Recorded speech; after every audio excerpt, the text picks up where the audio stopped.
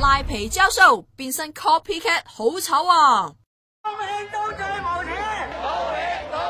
教授邊會咁順攤啊？香港人很多是狗。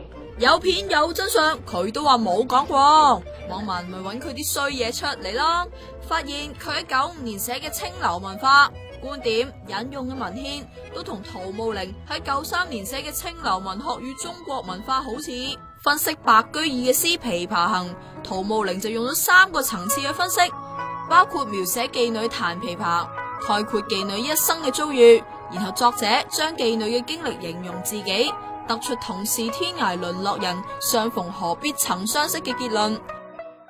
教授只係把3個層次改寫做3絕，就將呢篇分析搬字過紙。弊在陶慕陵都話成本書嘅基本框架同觀點都差埋。教授最興賴皮噶啦，涉嫌抄嘢，仲話係被政治迫害喎。做錯嘢講錯嘢，梗係應該講對唔住啦，係嘛？當你遇到一個人好似我咁衰咗都唔認，咁點算啊？梗係會俾人揼實噶嘛。睇嚟佢都係五行欠抽噶啦。